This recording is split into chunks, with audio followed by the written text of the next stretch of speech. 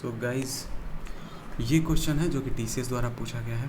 ठीक है, एमटीएस में पूछा गया क्वेश्चन है। ठीक है, तो आप लोग इसको एक बार से ट्राई करो खुद से, क्योंकि एक बहुत ही इंपॉर्टेंट क्वेश्चन है, बहुत मज़ेदार क्वेश्चन है। बनाओगे तो बहुत मज़ा आएगा। अब इस क्वेश्चन को करने के तरीके जो है, मतलब आप किस मेथड से करते हो वो इम्पोर्टेंट है, कि आप कौन सा इसमें तरीका लगाते हो जिससे कि आप आसानी से क्वेश्चन को सॉल्व कर पाते हो। ठीक है, तो चलिए आप ट्राई कीजिए।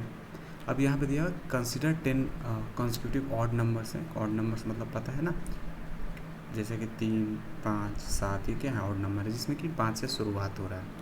ये जो ऑड नंबर है ये 5 से शुरुआत हो रहा है।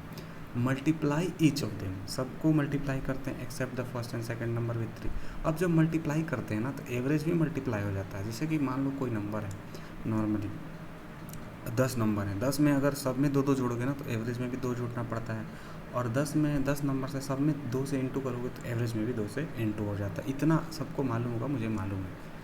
तो यहाँ पे फर्स्ट एंड सेकंड नंबर को छोड़ दिया था, यानी कि फर्स्ट एंड सेकंड नंबर को छोड़ दिया था। अब यहाँ 10 नंबर से तो आप इजीली क्या कर सकते हो कि 10 लिख सकते हो। और लेकिन अगर 50 मान लो कि बोलता कि ऐसे 50 कॉन्जिक्यूटिव ऑड नंबर्स हैं, तो अब आपको ये फार्मूला लगाना पड़ता है TN वाला, जो कि AP का फार्मूला है A + n - 1 D। ये आपका फार्मूला लगाना पड़ता, पर ऐसा नहीं बोल रहा है तो ऐसा फार्मूला आपको इसमें नहीं लगाना पड़ेगा, क्योंकि चाहो तो लगा सकते हो, पर 10 नंबर है ना, तो नॉर्मली हम 10 नंबर लिख सकते हैं। यहाँ पे 9 लिख सकते हो, यहाँ पे 11 लिख ही सकते हो, यहाँ पे 13, फिर 15, फिर 17, फिर 19, फिर 21 और फिर 23। 10 नंबर हुआ, 3, 4, 5, 6, 7, 8, 9, 10। 10 नंबर टोटल हो गया हमारा, 10 नंबर हो गया। इन 2 नंबर्स को छोड़ के हम इन सारे नंबर्स में मल्टीप्लाई करते हैं 3 से। अब इस क्वेश्चन को शॉर्ट कैसे किया जा सकता है, देखो सम ऑफ नंबर्स अगर निकल जाए, हमें क्या चाहता है, एवरेज में हमें क्या चाहिए, पहले तो क्वेश्चन को समझें। हमें क्या चाहिए, इन 10 नंबर का एवरेज चाहिए, यानी इन 10 नंबर का, यानी कि 12 और प्लस जब हम 3 से मल्टीप्लाई इनमें कर रहे हैं तो इनका नंबर वही निकालना हमें कि इनका सम कैसे निकालेंगे। ठीक है, इन सारे का जब 3 में मल्टीप्लाई कर दे रहे हैं तो सम कैसे निकालेंगे।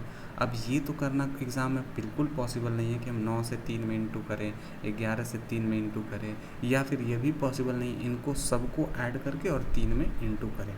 यहाँ आप ऐडिंग करने जाओगे थोड़ा सा टाइम लग सकता है, तो क्यों ना शॉर्ट तरीका मैं बताता हूँ। कभी भी अगर आपको AP के फॉर्म में दिखे, देखो ये जो नंबर है ये AP के फॉर्म में, क्यों AP के फॉर्म में? AP का फॉर्म मतलब क्या होता है, एक का डिफरेंस, एक का डिफरेंस है। देखो 9 के बीच में, 9 11 के बीच में 1 का डिफरेंस है, 2 का डिफरेंस, सॉरी 2 का डिफरेंस, तो 2 का डिफरेंस है। कहने का मतलब 1 का हो, 2 का हो, लगातार 3 का हो, 4 का हो, लेकिन जो कंटिन्यूटी है वो सेम रहना चाहिए, वही AP के फॉर्म में होता है। तो ये भी चीज़ AP के फॉर्म में है। तो बस जब अगर ये वाला दिख जाए ना, तो बस पहला टर्म लेना और लास्ट टर्म लेना, बस डिवाइडेड बाई 2 कर देना, बस हमारा क्या निकल जाता है, औसत निकल जाता है। औसत हमारा क्या हो जाएगा बताइए, 32 डिवाइडेड बाई 2, यानी कि इन नंबर्स का औसत 16 है। और अभी मैंने क्या बताया, अगर आप इन सब में 3 से इंटू करोगे, यानी कि इसके औसत में भी 3 से इंटू करोगे, तो यानी कि इसके औसत में 3 से इंटू करेगा तो ये हो जाएगा 48। यानी कि अगर आप जब 3 से इन सब में इंटू करोगे तो जो औसत निकलेगा वो 48 निकल जाएगा। ठीक है, वो क्या निकल जाएगा कि 48 इनका औसत हो जाएगा। कब? 3 से मल्टीप्लाई करने के बाद। तो औसत निकल गया है, यानी कि इन 8 नंबर्स का एवरेज 48, समझ रहे हो आप? इन 8 नंबर्स का एवरेज 48 है, यानी कि इन 8 नंबर्स का एवरेज अगर 48 है, इन 8 नंबर्स का सम क्या हो जाएगा, 48 × 8 हो जाएगा, और डिवाइडेड बाई 10, यही आपका आंसर हो जाएगा। उम्मीद है आप समझ गए होंगे।